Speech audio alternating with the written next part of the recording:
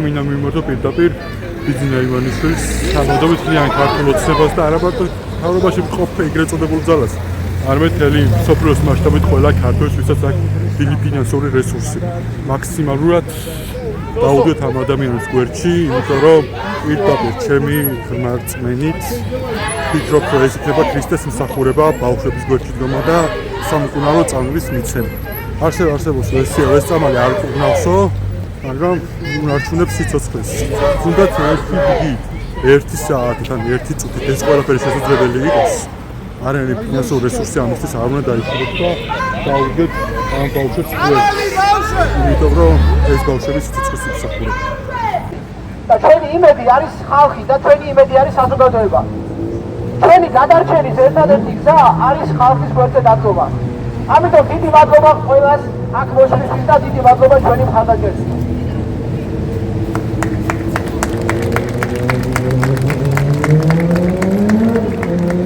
მოგესალმებით მეგობრებო, დიდი მადლობა ყველას, მოგესალმებით ქუთაისლებო. როგორც ქუთაისშევია, ესეთი სიტყვა დავხვდა დღეს. და პირველი გასვლითი აქცია ჩვენ შეკრება მოვაწყოთ ქუთაისში. თქვენი ინიციატივით წარმოიდგინეთ, ეს არ ყოფილა ჩვენი ინიციატივით და მადლობა ბატონ აკაკის ამისთვის. ეს არის სწორედ ის დიდი დამოკიდებულება, ის მხარდაჭერა, ერთგულება, რაც ყოველთვის შეუძლია ქუთაისს და ქუთაისელებს. დიდი მადლობა ამისთვის თითოეულს.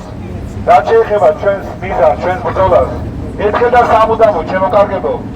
დედაქალაქი იქნება, ქუთაისი იქნება, ბათუმი იქნება, თუ თელავი იქნება, უნდა ჩამოყალიბდეს ნორმალური, სწორი კულტურა დაავადებასთან ბრძოლის. არ უნდა უწევდეს მშობლებს, ბავშვებს, პაციენტებს, მათ მხარდაჭერებს ქუჩაში გამოსვლა.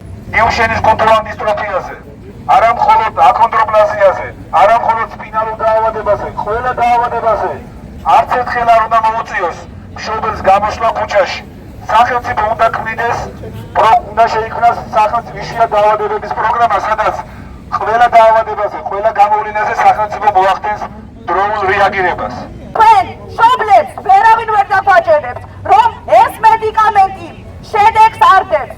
ჩვენ მშობლები ბრძოლას ვაგრძელებთ, სანამ ეს არსებული მედიკამენტები არ ჩაეშვება ჩვენს ქვეყანაში. ძალიან გთხოვთ ყველას, ნუ დაუჯერებთ საჯველაძის სიტყვებს, ყველამ სოციალურ ქსელს კარგად ფლობთ, მოიძიეთ გარკვეული ინფორმაცია, თუ რა არის ბიუშენის კუნთოვანი დისტროფია. და არ წამოეგოთ მიხეილ საჯველაძის პროვოკაციას.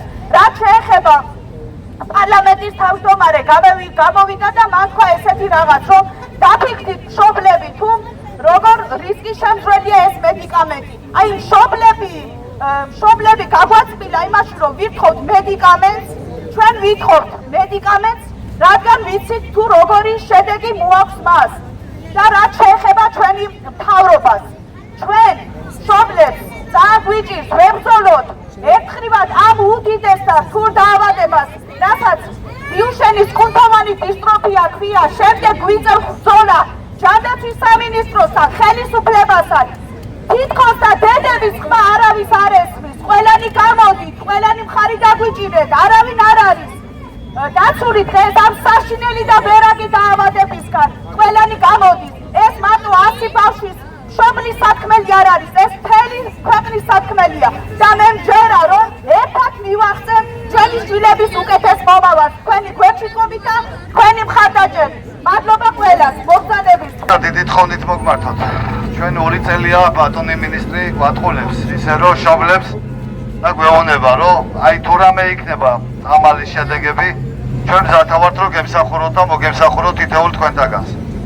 მაგრამ ეს თვლია, მე მინდა რომ მოგაწოდოთ ის ინფორმაცია, რომელიც არსებობს, ეს წამლები და არის ეს მედიკამენტები 4 თავი, რომელიც უხდება ბავშვებს სხვადასხვა კურსით და ძალიან მისაღებია სასწრაფო ეზომები. თქვენი გვერდით დგომით, ხალხო. მე დამჩა ერთადერთი იმის იმედი, ღმერთის და ხალხის. დანარჩენი ესენი არაფერს არ აპირებენ. სრულიად იტყულებიან ყველაფერს. გვპირდებიან, რომ არ არის და ატყულებენ ხალხს ტელევიზიების საშუალებით. დიდი მადლობას მოგიხდით. მე როგორც ქუთაისელი, როგორც ბაღდათელი კაცი, მოსული და აქ ჩემი უამრავი მეგობრები არიან და ყველას მადლობას მოგიხდით. და თქვენი თანადგომით, ხალხის თანადგომის გვერდით ჩვენ გავიმარჯვებთ და ჩვენი შვილები ფეხზე იქნებიან. სანამ არ ჩაწოლილ არიან, რომელიც ჩამჯდარია, იმგენისიც გადარჩენა შეიძლება. ამ ესეთი მედიკამენტები არსებობს, რომ გაუკეთოთ და სიცოცხლე გაუხანძლიოთ ამ ახალგაზრდებს და მომავალს.